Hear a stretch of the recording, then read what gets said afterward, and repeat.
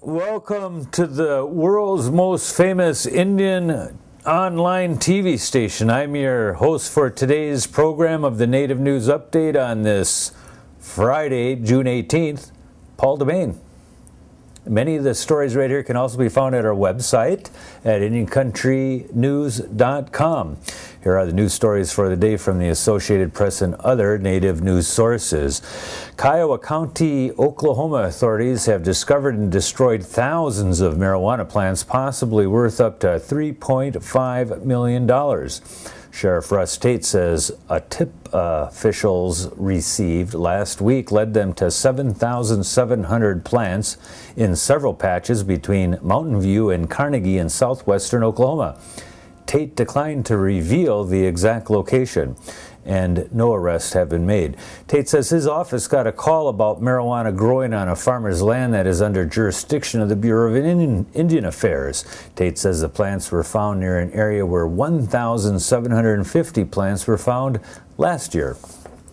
Bartenders at the Foxwoods Casino have asked the National Labor Relations Board to supervise an election in a drive to organize a union.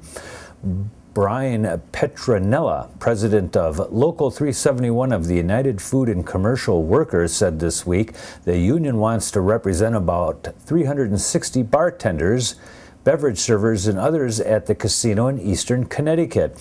The union lost an election last year.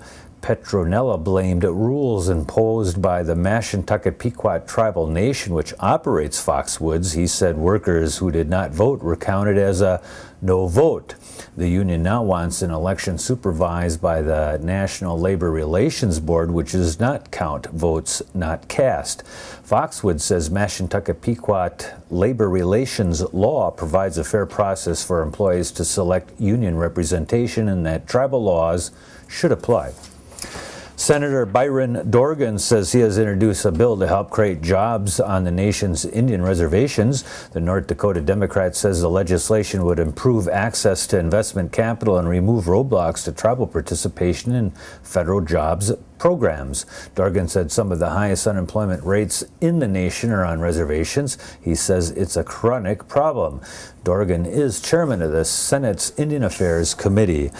Nearly two-thirds of the 88 lawmakers on the Navajo Nation Council are seeking re-election, but hardly anyone will have an incumbent's advantage. Navajos voted overwhelmingly last year to cut the size of the tribal council from 88 members to 24, which guarantees fewer than half of the 57 lawmakers seeking another term will get one. Instead, one candidate will be elected from each of the 24 new districts across the vast reservation, representing anywhere from 1 to 8 tribal communities. None of the 145 candidates who meet this week's deadline to file for council seat is running unopposed, and all but 3 of the incumbents, 2 in the Chinle area and 1 in the reservation's western side, face another incumbent during that election. Oglala College 7th Annual Summer Artist Series kicks off this week.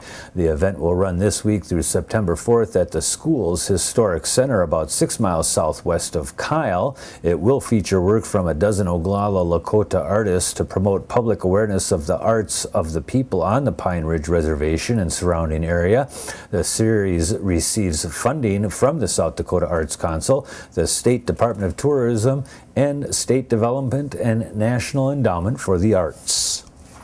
A small tribe in New York's Long Island learned this week that it had won a decades-long battle for formal federal recognition. The Shinnecock tribe celebrated with prayers and song but declined to discuss gambling, which would require further government approvals. This is the most historic moment to Shinnecock history, Trustee Lance Gooms told the Associated Press in a telephone interview from the tribe's community center on its reservation on eastern Long Island. Randy King, another tribal trustee, said people were hugging each other and crying after word came from federal authorities. Tribal leaders noted the Shinnecocks have been trying for decades to obtain federal recognition. The Bureau received no formal attempts to block permanent recognition after granting preliminary approval last December, said George Scabine, an official with the Department of Interior. An organization that recruits high-achieving college students and graduates from fields outside of education to teach in high-needs areas are targeting American Indian students. The new Teach for America initiative hopes to serve more Native American students and recruit more of them to teach. Senior Recruitment Director Patrick Harrell says Indian students might just connect better with Indian teachers. The 2010-2011 school year will mark the beginning of the TFA's Native American initiative. By the year 2015, the group aims to increase the number of Indian students served each year from 11,000 to 56,000. Recruiters also will be building relationships with tribal officials, college faculty, and professional organizations in hopes of drawing more Native American graduates into the effort. And that is the latest roundup of news from Indian Country on this edition of the Native News Update. We want to thank you all for joining. Come back again soon. Miigwech.